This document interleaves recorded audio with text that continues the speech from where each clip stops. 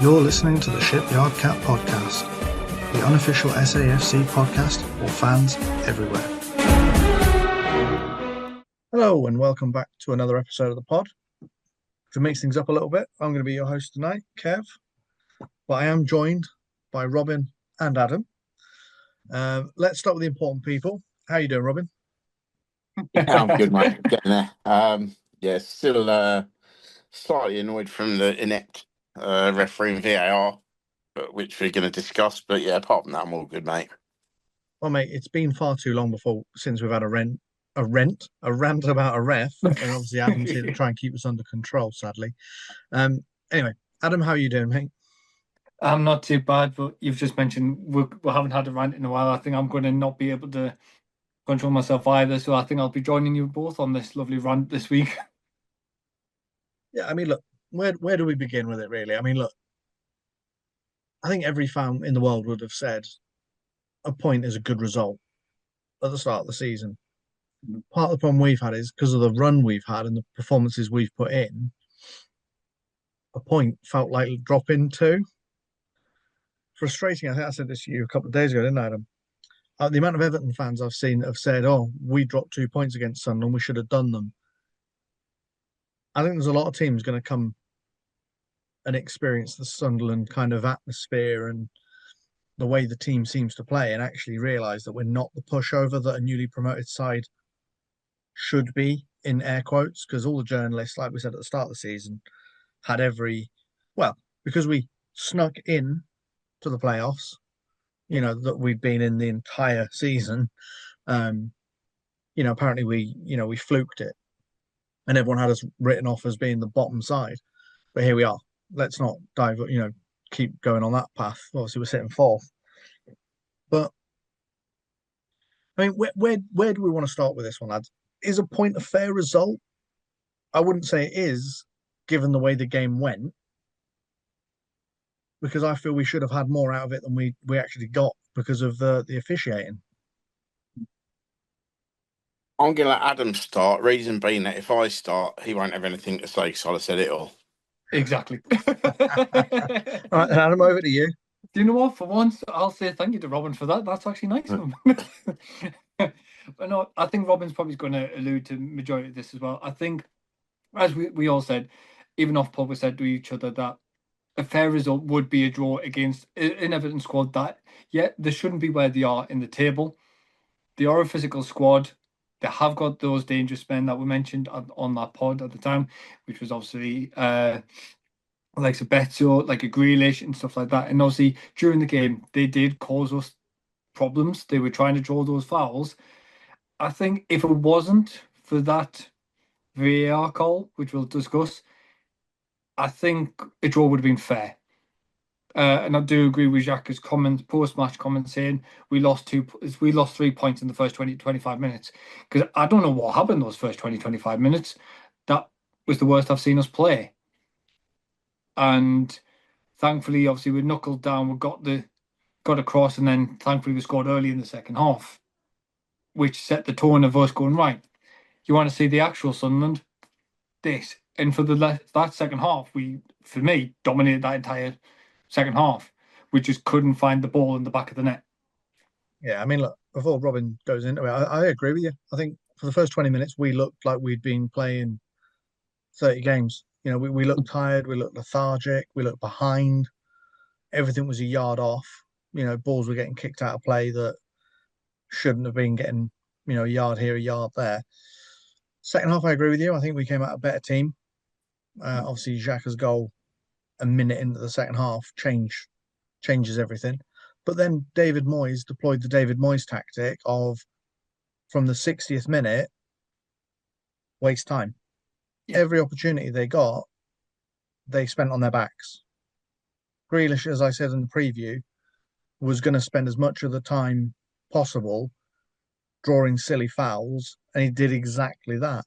I mean, before I carry on, I'll let Robin go with his bit now. But yeah, I agree with you. I think the second half we looked a better side, but for the first 20 minutes we did look lazy and lethargic. Yeah, 100%. I mean, I think that first, like I say, half hour I'd even go to, it cost us. We were very, very poor Like, so I think that's certainly the worst I've seen this season.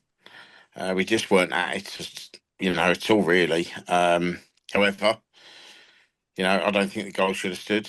I do think that Siddiqui obviously had control of the ball, and he was completely blocked off the ball. You know, without being. I mean, with an obstruction, you've got to be within playing distance to the ball, and the Everton player wasn't. He just went for the man. I think it was poor refereeing. To be honest, I think that some of that again the VAR should have looked at because the ball went straight to Njai. So it wasn't a different phase of play. That's where he picked the ball up from. Yeah, look, it was poor defending by us. I mean, Shaka never really made an attempt. Ballard sort of got run by. There's a few people never really. You think I think there's what 4 or 5. They were just standing still. It was really poor. Great shot, great finish. Looked fair play to the lad. Showed a bit of skill with it, but it's a goal that shouldn't have stood. It's one of those to go, oh yeah, but it's a bit soft. It might be a bit soft, but it's still a foul at the end of the day. And doesn't matter how soft a foul is, if it's against the rules, it's against the rules. And the referee should have done better. And the VAR should have done better, which obviously we'll come to later on. Obviously, the VAR person this week isn't allowed to referee Liverpool or Everton games because of his allegiances to one of them. And I'm guessing it's not the red one.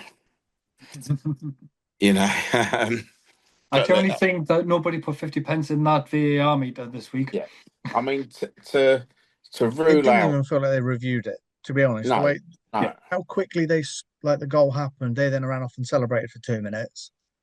The next thing it was kickoff. There didn't appear to be that standard of delay while we review, and nothing went up on the screens in the stadiums. I don't know if anything happened on Sky, but yeah, for me, it appeared to not even be reviewed. No, I mean there was no review that I saw on Sky. They mentioned it on the commentary, and like you say, while they're still mentioning it on the commentary, the game's kicking off again. And yeah, after that we sort of decided to start getting our passes really together. We started finding people, but we rode our luck in that first half. I mean, how Barry missed that one from a yard out, 2 yards out, whatever it was, how he put it over the bar. I mean, that's criminal. I mean, the lad looked gutted when he went off, but when you miss goals like that, you're going to get hooked. It's as simple as. Come out second half. Obviously, Xhaka's goal, bit of luck on it with the deflection. I mean, I know Pickford was annoyed with the defender being in his way. However, even if he hadn't got a deflection, I'm not sure Pickford was actually saving that because it was so late when he started to make a reaction. I don't think he was getting there. He may have done. I mean, we saw later on in the game the deflection from Wilson's shot, which he did really well to adjust to. He sort of stopped himself diving, and threw a hand up and put it wide. Absolutely great save. And then obviously we get onto the penalty, how that was not reviewed or cleared so quickly. Because he made his body bigger than what it's supposed to be, and that's the rule now. It's not a thing as it's got to be deliberate. It used to be ball to hand. Doesn't matter now if it's hand to ball. Doesn't matter now. If he's made his body silhouette bigger, which he did because his arms were outstretched, give him a pair of gloves and it's a great save. Yeah, it's just one of those. But again, it just seemed to be quickly reviewed, and that was it. It was straight away, and it's these decisions normally take time, and it just seemed that they were so quick to get over it. I think that's the only one. I know there was a couple of other shouts in the game. I know obviously Adam was one about the one with I think is was it Gay where the ball hit him clean in the face, and Adam was swear it was a handball. Obviously it's. I mean, I'm not sure about. Well, that one definitely wasn't a penalty, but I mean, even before that, some of the decisions that we had from the referee. I mean, Mukiela's booking. things like that. I mean, and Everton were seen to be getting away with stuff. I mean, Mukiele get booked for saying something, and yet one of the Everton players, I can't remember who, was stood on, I think it was Sadiqi's foot as well. Nothing happens. And them sort of things are normally the ones that get bookings. And to me, there's too many referees too keen to be, I'm in charge of this game. I'm not going to have that. And yet they'll allow challenges and standing on feet and things like that, where you could actually damage a player, cause an injury, and they get away with it. Well, that's what caused Siddiqui to lash out. So Siddiqui got 2 tackles on him that the referee let go. He then lost possession of the ball. So their player then got it. He then went 50-50. It was a bit on the spicy side. And Siddiqui gets a yellow card for it. So clearly it was a rush of blood to his head. And that's what the referee seemed to judge it on. It wasn't the fact that he's just had his legs taken twice. It was the fact that he didn't control his emotions when he then tackled. Which obviously they did mention that on Sky, that he had been fouled twice. Yeah. And the referees playing that on and then making the booking look. I mean, it was rash by Siddiqui. It was silly, but the lad's 20 years old. Yeah. Unfortunately, it's going to happen. For me, what I took out of that... Sorry, Kev. I was just going to say, for me, now. No, see, for me, what I think it was watching it back, is he got fouled once, he got fouled twice. And when he went down the second time, I was like, please just don't kick out. Whatever you do, because you could tell he's getting angry. And then all he did was stand up, their player got the ball, and he just wiped him clean out. And to me, I don't, obviously, yes, in the letter of the law now, it's a clear yellow card. But to me, I'm like, that kid has just been wiped out twice. You've done nothing at all, referee. Now, why are you doing something when he does it? You can't you can't do that for 2v1. And then Mukiele doing the right thing about saying, right, come on, Siddiqui, come on, walk away. You don't want to make it worse. Pushes him away. He's trying to be the obviously older figure and having a word with the referee saying, just to ask, why did you not do this? You've made a mistake. Then Xhaka trying to push him away. Mukiele's now getting incensed. And then obviously he's called the referee something for him to go, there's your yellow. And I think Xhaka was getting himself riled up as well, thinking, what are you doing? But I think thankfully Xhaka's more calm-headed, shall we say, because he's been around the game for so long. He knows how to stay somewhat calm. Yeah. Just to play devil's advocate on that one, Adam. Yeah, man. Mukiele is not the captain, so he shouldn't be going up to approach the referee. And that's probably why he got the booking. I mean, that and the fact that he sprinted 60 yards as well probably didn't help his cause. But the way that the rules are now, it is only the captain that is meant to go up and talk to the referee. So yeah, it's one of those bookings. It's infuriating because the referee's job primarily is to protect the players, and he didn't protect Siddiqui at first, which caused the entire situation. If he'd given either one of those 2 fouls in our favour that he should have done, the Siddiqui yellow card would never have happened. Exactly, yeah. Look, at the end of the day, we write this one off as a bad bit of officiating. Decisions didn't go our way. We'll eventually get probably a letter from PGML saying, sorry, we made a mistake. It's not going to get us the 2 points extra we deserved. It's not going to get their player a yellow card that he deserved. We move on, I suppose. The only thing I would have wished a little bit more from the referee as well was the consistency or inconsistency that he had with taking quick free kicks. There was 2 or 3 times when Everton wanted to move the ball quickly and he let them. But then when we tried to do it, twice he stopped play, brought it back so he could write in his little notebook. One was in the 94th minute, I think it was. We could have had the break and he stopped to go, no, I've issued a yellow card to one of their players. Let me continue. No, let the player play on, then finish your note. Simple. And the other thing I know he's got to finish his notes and tell whoever he's telling what he's doing. So I get it. But it was just incredibly frustrating that he did that multiple times when we tried to move the ball on, but not when they were doing it. But same for me with throw-ins.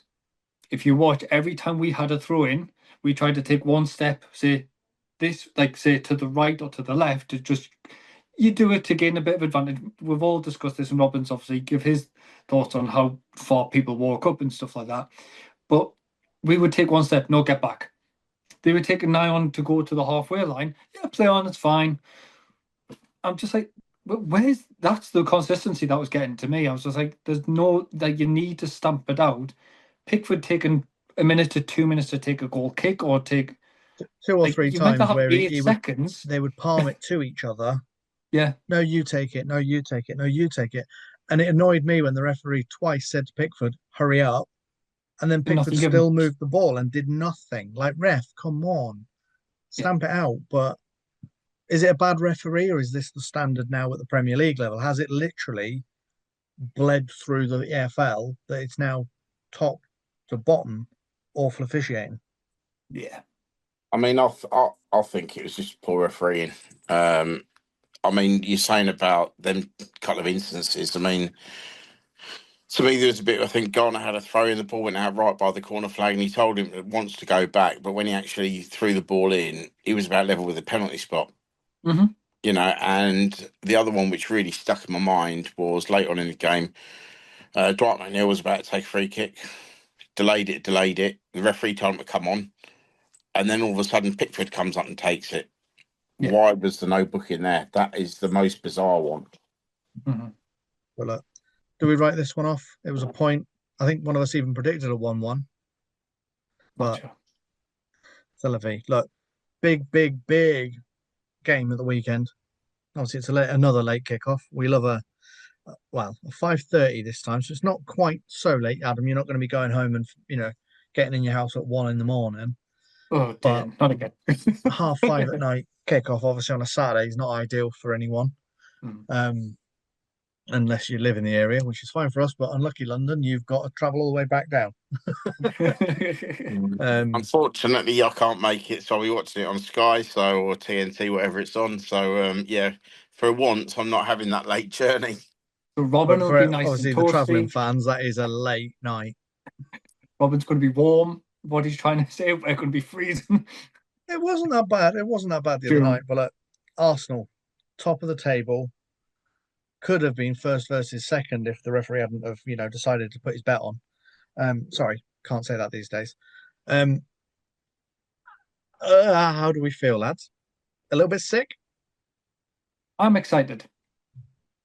I'm excited because the fact being something in my mind, and I don't know what your guys thought. So I think they're going to come at us similar to what Chelsea did. They're the new boys. We've been here. We're established. We can run rampant on them and do what we can.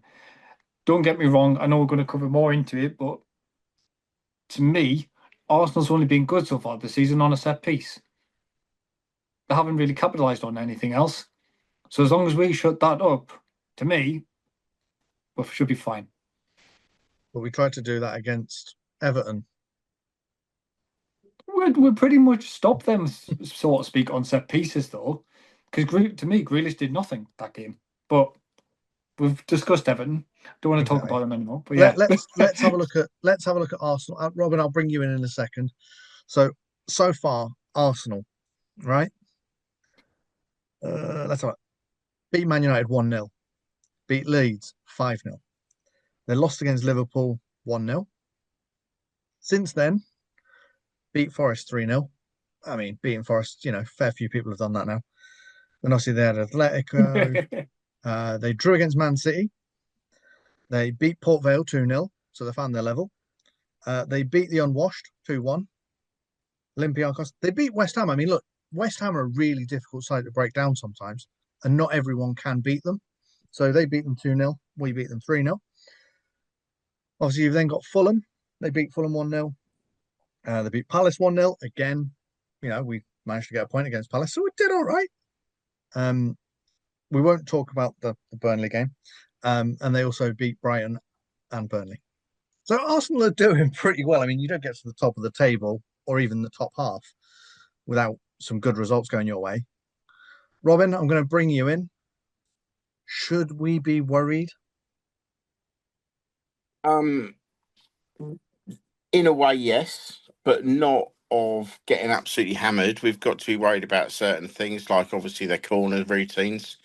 They are leading. I think they've got 9 goals from set pieces already this season. It is something that I've been working on for a few years, set piece coach. We've got to be really careful of that. However, I think with the way that Regis is, and we've seen it with him, he's a scholar of the game. He must watch endless hours of, tape and stuff to see how teams set up, how they set up their corner routines, with putting everyone at the back post and then leaving sort of like, Gabriel at the front post so the ball comes back across, so he'll be saying, right, we've got to have someone on him, I things like mean, that. I mean, Arsenal still have that habit, though, of trying to pass the ball into the back of the net. I was just about to say, with obviously their injuries, obviously they've lost their number 9 at the moment. Gyökeres, he's out for a couple of weeks with a strain. So they are going to probably rely heavily on the midfield, pushing the ball forward into the back of the net. Obviously, key players they're missing. They're missing Odegaard. Gabriel Jesus, I mean, he doesn't really count. They haven't really used him much in years. Martinelli's injured, apparently, with a knock, but he might be fit for the weekend. So we could be 50-50 on that one. Kai Havertz is out, and then Madueke. So they've got injuries, but the problem you've got with the likes of Arsenal, Chelsea, Liverpool, they can have 10 players injured. They've still got 15 players in the changing room. There was that meme that went around at the start of the season, wasn't there, of Chelsea needing 4 coaches to attend a game because they've got that bigger squad. I mean, I don't see Arsenal being too dissimilar. That I they mean, can field a very strong side, even with injury. well, the thing is, they might not have Gyökeres, Havertz, Martinelli, but they've still got Saka, Eze, Lewis Rice, Skelly. you Yeah. know, Miles Lewis, Skelly, and they've got that young lad who's 15 years old or something playing the Champions League in the week. Salmon. Yeah. What was Max Dowman, I believe, Yeah. is it? They've got Trossard. They've got goals in that midfield. So, I mean, they've done it for years without a number 9. So I don't think Gyökeres being out injured is going to affect them as much as what it probably would another team losing a number 9. They've been used to doing it. Would they be as strong from corners without him? Probably not. Would they be able to defend corners as well without him? Probably not. And that's the thing. I think, it's not just their set pieces, it's ours as well that we could take advantage of, especially Mukiela's long throw. I think it's going to be a tight game. They don't score loads and loads of goals from free players, we've said. But then again, we're not the most free-scoring team that there's been. We have struggled a little bit with goals. We've been doing enough, but we haven't been winning convincingly with, putting teams to the sword, with the exception of, say, West Ham, where we beat them 3-0. It's odd goals here and there. Wolves we beat 2-0, but it was late on.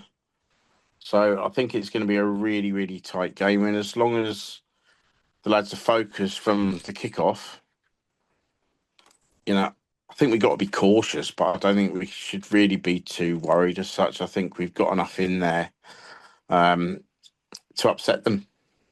Mm. Do you think tactically with this one, then you set up in a way of saying to Arsenal, crack on, have the ball, do what you want to do, run around all day long, play ticky tacky, passy, all you like, and then we'll go and counter like we did against Chelsea? Yes, 100%. I think that's what I think. If we touch on Everton ever so slightly, I think Regis will own up and say, I shouldn't have went 5 at the back against Everton. I think that was a bad call to do. But come to say, like, sort of say, in Arsenal, I think it makes sense because the fact being, like, Trude, I think, Robin, you alluded to last pod, correct me if I'm wrong, he can play centre back and midfield. Yeah. I Yeah. mean, that's it. But then again, there's a lot of the players that can play multi-positions. It's something that the model's been doing anyway, that we're getting people in that will play a couple of different positions. You do have to have that adaptability within your team. Yeah, so I think that's what's going to be pivotal for me. I do agree with what you're trying to say there, Kev. But I think it'll be Arsenal pound as much pressure as you can, and then see on the corner. Say, for example, same as last time, Gateshead would just hoof that ball up to say Wilson. Wilson run onto the ball, score. Do what you can. Or if it's a Mayenda, see what you can do. Or hold the ball up, let a couple of players come through. Similar to Chelsea, hold the ball up.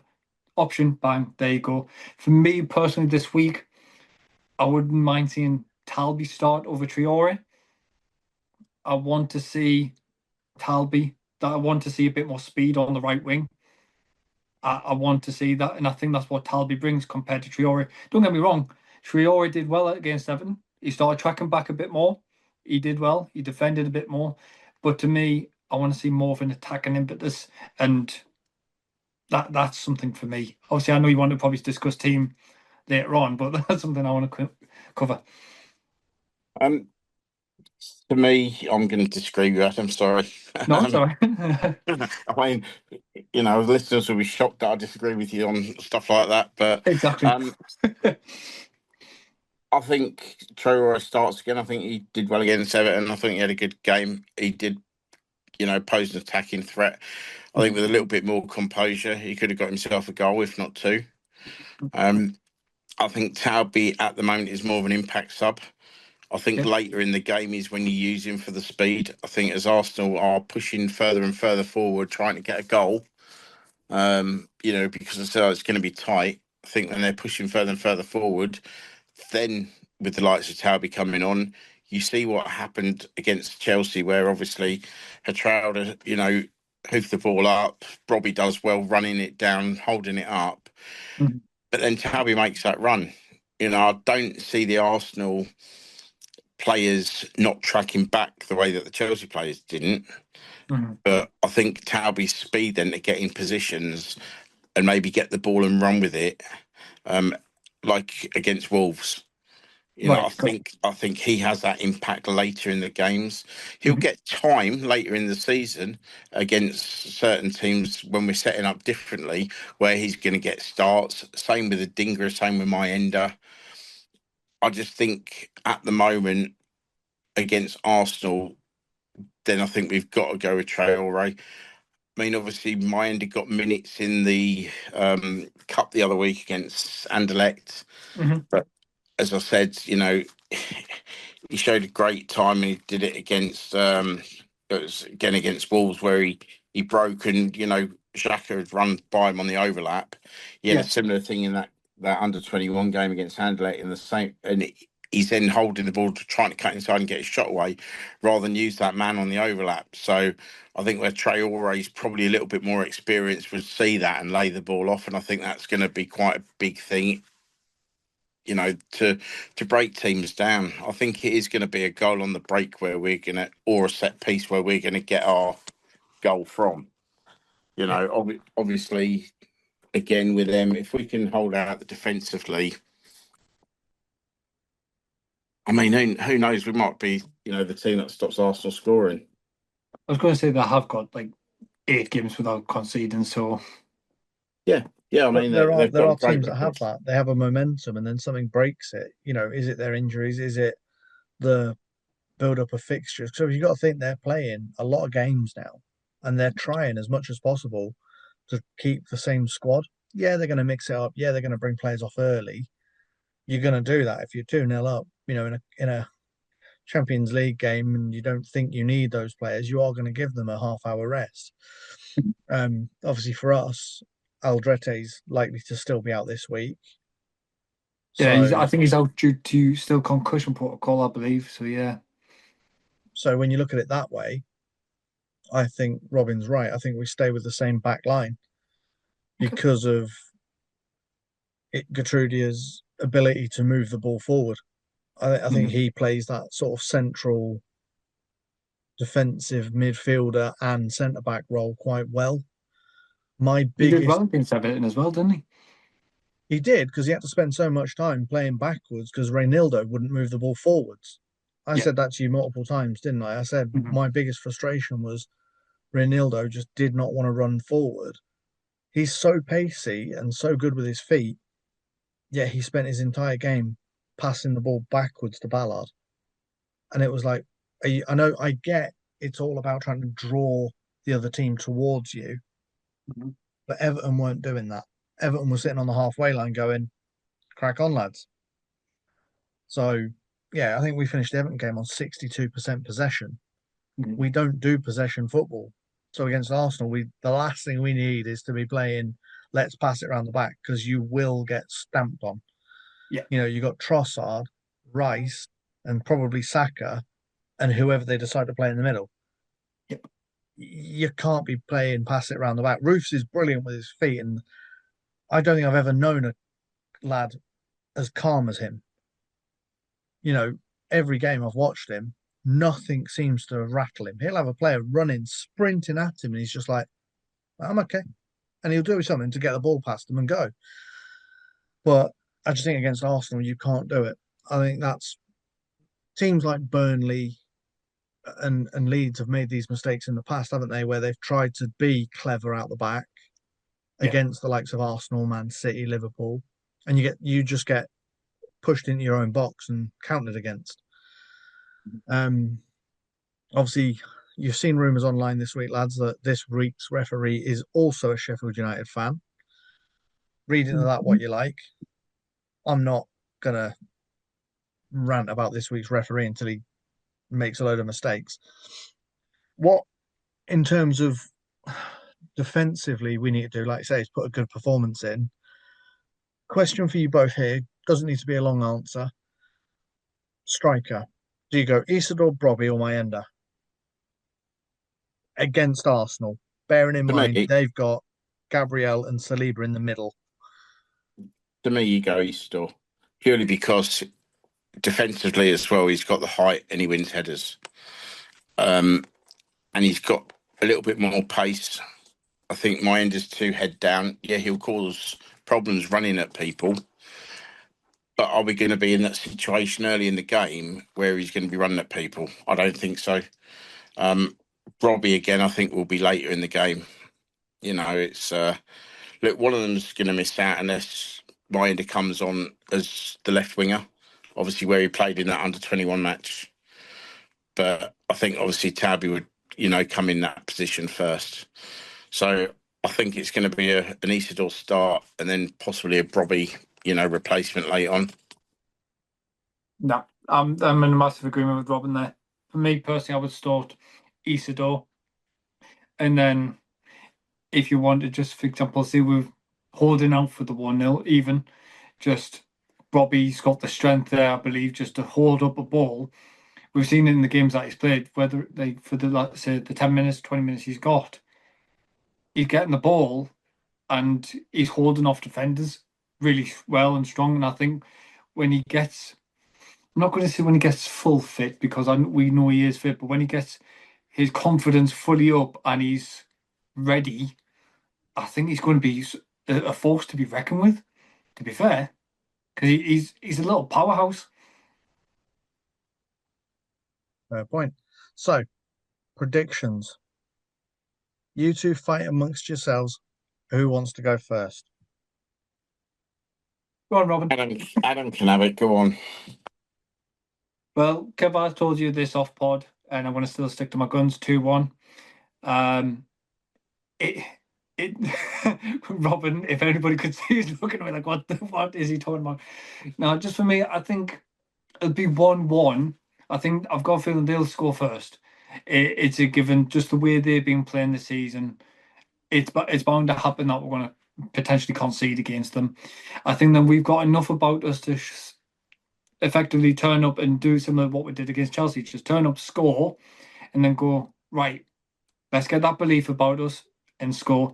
And then fingers crossed, hopefully it's written in the stars that for once we have a player from a former team to score past their former team. I'm not So going to mention you want who that another is. Xhaka screamer, yeah? I wouldn't mind it. Well, Come on then, I, Robin. I was thinking the same scoreline as Chelsea as well, but I'll go one better than Adam. I think Dan Ballard will get the header as well as Xhaka scoring. So two former Arsenal players.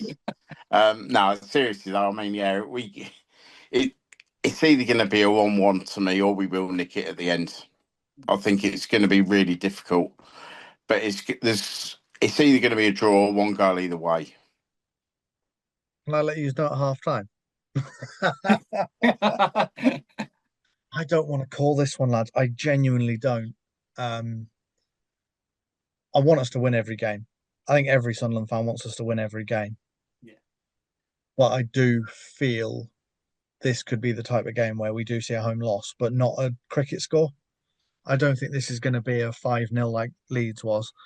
I don't think this is going to be a 2-0 like Burnley was. I think this is going to maybe be a 1-0 to them from a set piece.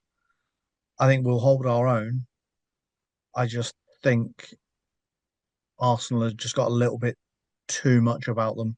Tactically, I think they're, like Robin said, they've got a set piece coach. They've been working on set pieces for the last 3 years, and they've now put themselves in a position where that is their weapon.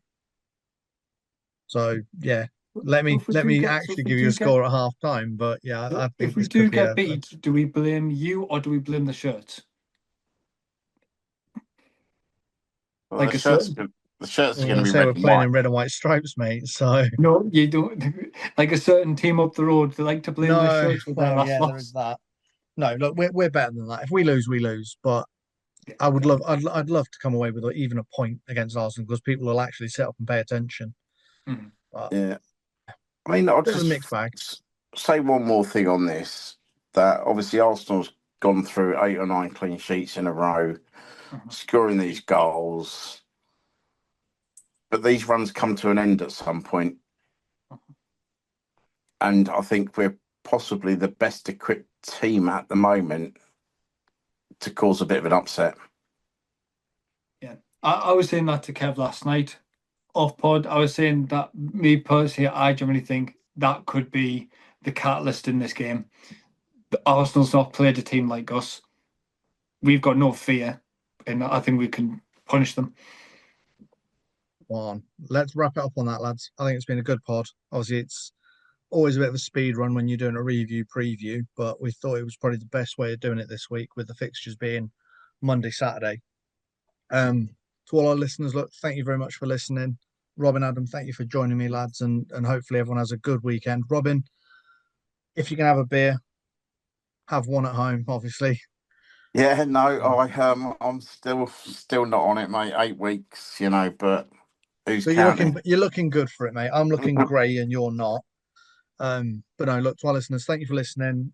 We will hopefully enjoy Saturday, and then we'll give you our thoughts on our review probably Sunday.